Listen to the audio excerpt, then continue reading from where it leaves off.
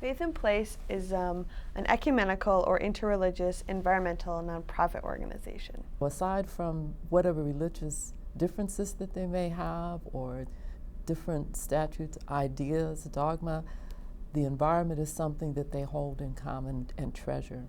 I like to think of us as your environmental concierge. We'll get to anything you need if it helps take a barrier down between the theory of your faith and a practice of sustainability. When you get out in the community, you walk the pavement and you see a basketball court turn into a vegetable garden, and you see a parking lot that now has containers that are growing food, and you go, this is what it's all about.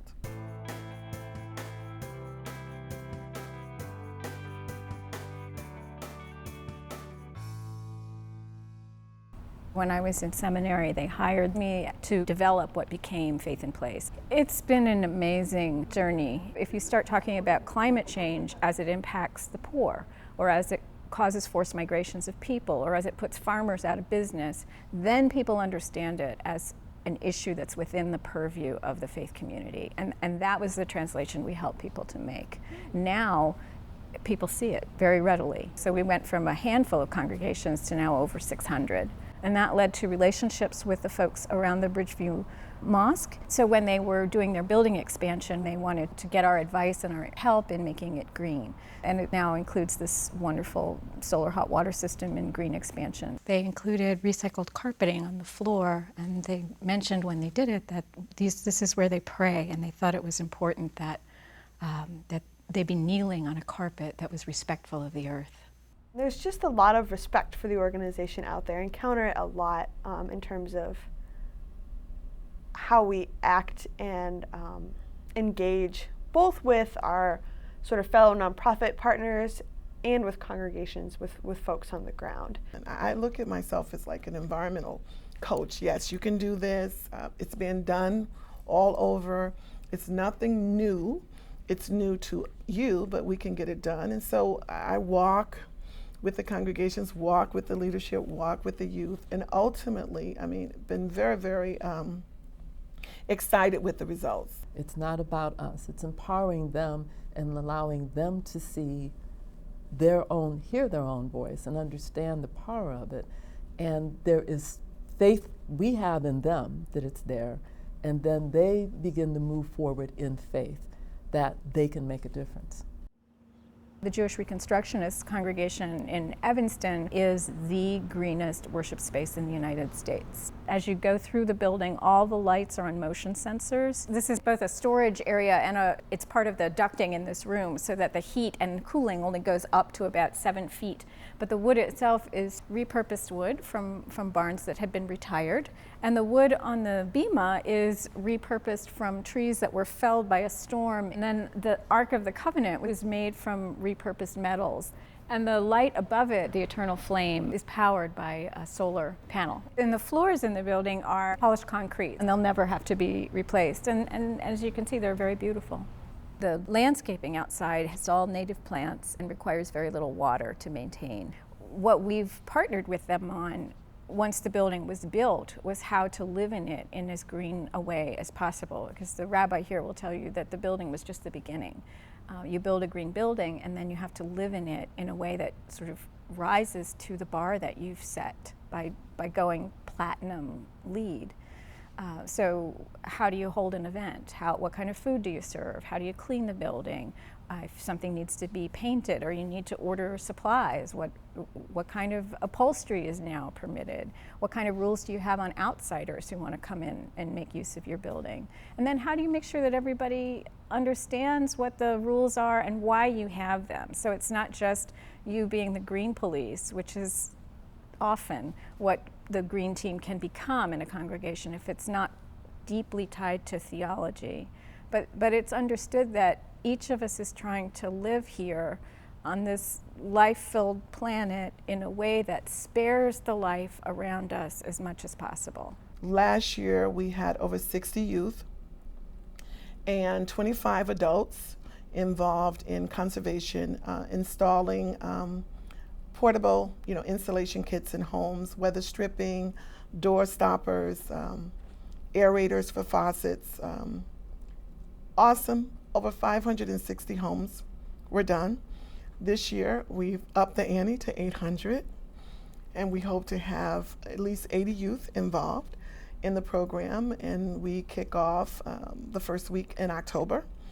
I'm very, very excited about that. Again, it gives us this opportunity to bring something to the community with young people that's positive. Yes, and some of them, had their pants hanging low and the cap to one side, but guess what? They were doing conservation, and to me that was very, very, very exciting. We are very excited about the George Washington Carver Organic Garden, and I want to just take a look at some of all this stuff here. Master Gardener Paula England has been doing a tremendous job with the garden. What I hold here are all these things that were picked from our garden, from your garden, right across the street, our organic garden. And we have several young people, and we received a grant from Faith in Place where there are several young people. Come on up here, Paula. And we have several wonderful young people. They've been learning about biology, they've been learning about agriculture, horticulture, all of that, and they've done a tremendous job. And they are being paid to work in the garden as part of their summer job to learn about gardening, part of their summer job. This is Terrence. Terrence is starting college this week for the first time.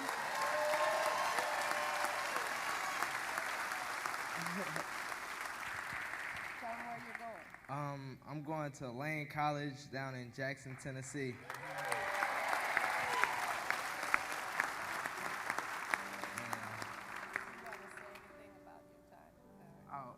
My time in the garden has just been a great experience, learning how to plant and provide life, and it's just been a wonderful experience. And I would encourage others to do the same, because I will use this as a stepping stone in my future that's to come. We do ask for congregational support as well as individual support, but nothing is tied to that. Okay, their being able to or not being able to give us something has nothing to do with our being able to give them something. So we come out, we offer, we do programs. There is not a monetary exchange for that. One of our latest programs delving into conversations between conventional farmers, sort of organic farmers, rural and urban, is having farmers markets in the winter. So we bring those to a congregation for sort of a one-time event, typically like after a service, where we have local vendors bring their products during the off-season and give congregation members an opportunity to buy from them. So it's an education and ministry piece for the congregation, because it allows them to, sort of meet their neighbor, their local farmer, and buy from them, support them in their leanest season. And again, it is good for the farmer. We support good agricultural practices by giving them a venue when typically they don't have one. It's a mutually beneficial way for folks to both engage in loving their neighbor by buying from a local farmer, and supporting the earth by buying organic food and putting good food into your family's bodies. So it's sort of a win-win-win. Our youth program works with kids in after-school sites around Chicago and several religious schools, and these are all based on the funding that we have for this program, low-income kids, mostly Latino and African American, and we do all kinds of things with the kids. We have taken them canoeing on the Chicago River, because until we did that, some of them didn't know that there was a river in Chicago. And we've done food farming with them. We had a project at St. Agnes of Bohemia Catholic School in Pilsen, where they have no land at the school, so we did plastic swimming pools filled with dirt up on the roof of the school building, and they grow vegetables up there. And we are part of the Chicago Honey Cooperative, so we have 3 beehives in the co-op and in Lawndale, and we take the kids there to see the beehives, learn how bees make honey and what a hive looks like, and then at the end of the summer they harvest the honey. We just opened this year an office in Central Illinois, so we can really claim to be statewide.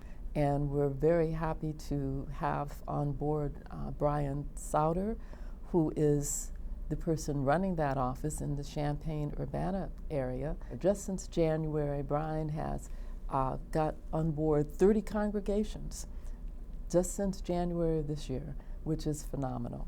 And they're working well together there.